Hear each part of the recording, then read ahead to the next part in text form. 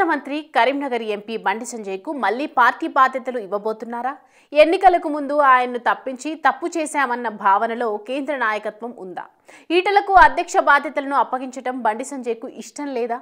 తెలంగాణలో బీజేపీ పరిస్థితి ఒక అడుగు ముందుకు 2 అడుగులు వెనక్కు అన్నట్లు తయారైంది. ముఖ్యంగా కిషన్ రెడ్డి అధ్యక్షుడిగా ఉన్నా ఆయన కేంద్ర మంత్రిగానే ఫుల్ టైం చేస్తున్నారు.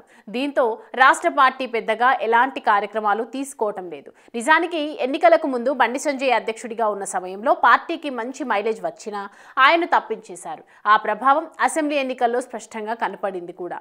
ఆ తర్వాత ఎన్నికలు, ఎంపీ ఎన్నికలు అలా గడిచిపోయాయి. ఏ క్షణమైనా కిషన్ రెడ్డిని అధ్యక్ష బాధ్యతల నుండి తప్పిస్తారన్నది పార్టీలో అందరికీ తెలిసిన విషయమే. ఆయన్ను తప్పిస్తే ఈటలకు ఛాన్స్ ఉంటుంది అని అంతా అనుకుంటున్న సమయంలో బండి సంజయ్ మళ్లీ యాక్టివ్ కావటం ఇప్పుడు చర్చనీయాంశంగా మారింది. కేంద్ర మంత్రిగా ఉన్న ఈ మధ్య రాష్ట్ర వ్యవహారాల్లో బండి సంజయ్ చురుగ్గా ఉంటున్నారు. ఖమ్మం వరదల విషయంలోనూ పార్టీ తరపున ఆయన పర్యటనకు రెడీ కావటం, ఈలోపు ఈటల కూడా ముందుకు రావడంతో 2 బృందాలుగా వెళ్తున్నారు. అయితే బండి స్పీడ్ పెంచడంతో ఆయన్ను మళ్లీ రాష్ట్ర బాధ్యతలకు పంపుతారా?